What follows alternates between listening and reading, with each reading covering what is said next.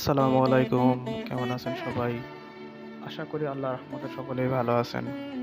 আজকের এই ব্লগে আমি আপনাদেরকে দেখাতে চেষ্টা করব আমার খুলনায় কপরমণিতে যাওয়া পথে কী কী দেখেছি এবং আমার ব্যাংক। মূলত আমি ব্রিজ হওয়ার পরে কখনো পদ্মা নদীর উপর ব্রিজ দিয়ে কখনো যাইনি। এটি ছিল পদ্মা নদীর প্রথম টোল বক্স। তো সেখান থেকে মূলত আমার এই ব্লগটা শুরু হয়েছে আজকে।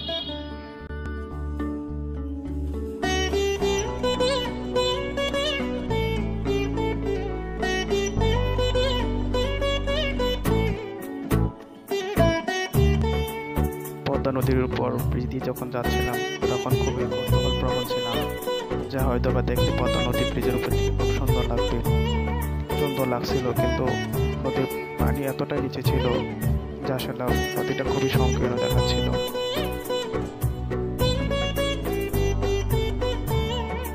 এই সেতু হওয়ার কারণে দক্ষিণাঞ্চলের মানুষের এতটা সুবিধা হয়েছে, যারা শুধুমাত্র তারাই সবচেয়ে বেশি ভালো জানে। কেননা যে রাস্তাটুকু দেখা যায় যে অনেক সময় আমাদের পার হতে হলে 2 থেকে 3 ঘন্টা সময় লাগতো, এই রাস্তায় এখন 15 থেকে 20 মিনিটে পার হওয়া যায়। সময় সাপেক্ষ, অর্থ সাপেক্ষ হয়েছে এখন।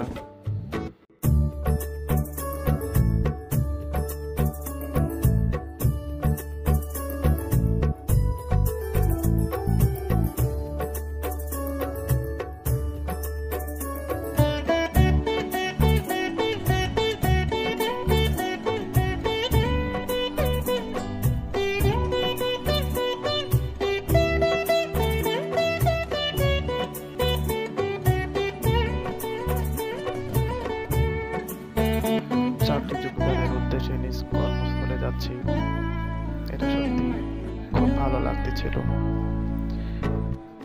ঘর ছেড়ে আসলেও চাকরির উদ্দেশ্যে এরকম ভাবে নিজ কর্মস্থলে যাওয়া, এটা সত্যি অন্যরকম অনুভূতি। সেই সাথে চারপাশে যা ছিল আসলে দেখতে খুব ভালো লাগতেছিল, কেন নতুন জায়গা, নতুন পরিবেশ, সত্যি ভালো লাগতেছিল।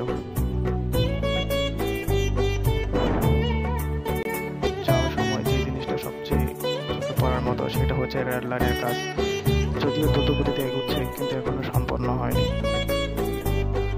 আশা রাখতে পারছি যে অতি শীঘ্র ইনশাআল্লাহ দক্ষিণাঞ্চলের মানুষ ট্রেন যোগে খুব সহজেই যাতায়াত করতে পারবে।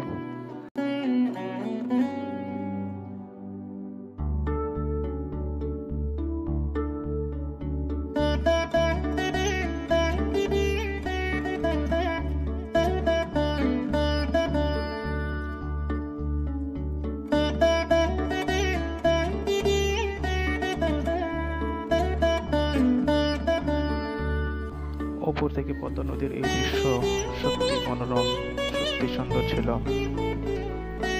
নীলাভ পানির সুবিস্তৃত রাশি খেলা করতেছিল। সেতুর উপর থেকে দেখা যাচ্ছিল রাশি রাশি ফেরিঘাট ঘাটে অবস্থান করতেছে। অতি দ্রুত গতিতে আমাদের গাড়িটি নদী পার হয়ে যায়।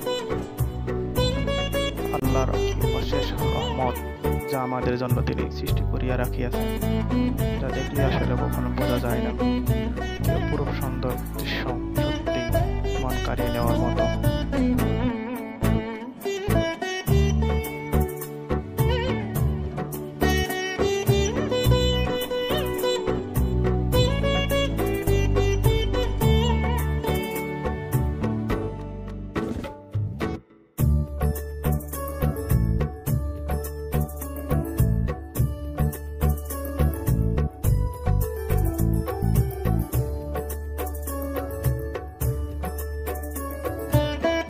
যে কীর্তিনাশা পদ্মা নদী, আস্তে আস্তে দেখা যাচ্ছে যে পদ্মা নদীর উপর জল ভেসে উঠছে।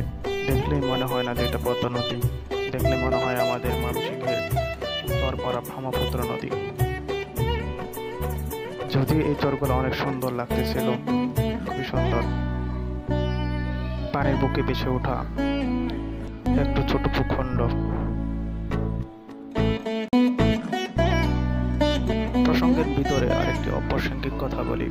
আপনারা অনেকেই হয়তো বা মনে করবেন যে আমি একজন ব্যাংকার হয়ে মূলত এই ব্লগিং পেশায় কেন নামলাম। মূলত এটা আমার পেশা না, এটা আমার একটা নেশা। যদিও আমি পেশা হিসাবে একজন ব্যাংকার, আমার সব যে টুকটাক ইনশাআল্লাহ অনলাইনে আপনাদের সাথে থাকবো, সেই জন্য আপনাদের সাপোর্ট এবং ভালোবাসা কামনা করছি। সকলে আমার চ্যানেলটা সাবস্ক্রাইব করে দিবেন এবং ফেসবুক পেজটা ফলো করে দিবেন। আশা করি নতুন নতুন আপডেট, নতুন নতুন তথ্য, নতুন নতুন জায়গা আপনাদেরকে দেখাতে সাহায্য করতে পারবো।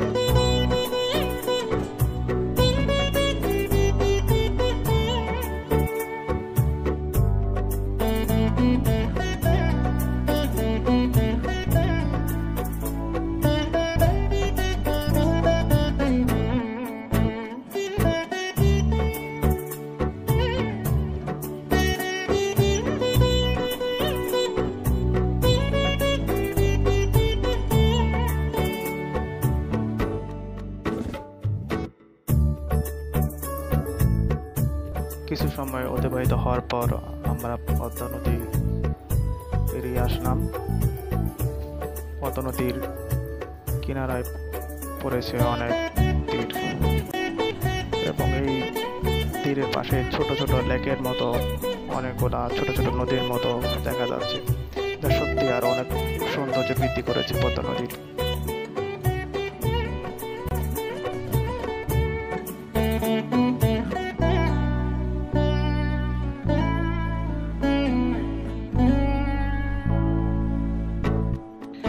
মনে হচ্ছে একটি নদী থেকে অনেকগুলো শাখা উপশাখা বের হয়ে গেছে। এখানেই মনে হচ্ছে যে চতুর্মুখী ত্রিমুখী একটা নদী দেখা যাচ্ছে, যা খুবই সুন্দর।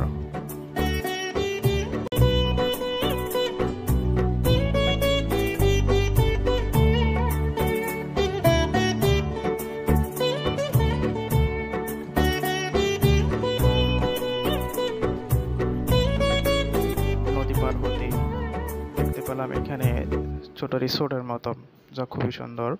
এখানে এতটা সুন্দর করা হয়েছে, দেখলে মনে হয় অনেকটা আরব আমিরাতের মতোই দৃশ্য করা হয়েছে।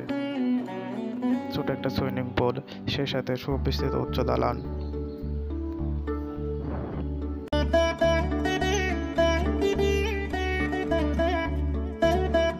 যেহেতু বড় মেগা প্রজেক্ট, অনেকে আমরা মুখে বলি যে সরকার কিছু করেন নাই। আসলে যিনি করেছেন তিনি জানেন যে এটা করতে কতটুকু সময় শ্রম লেগেছে।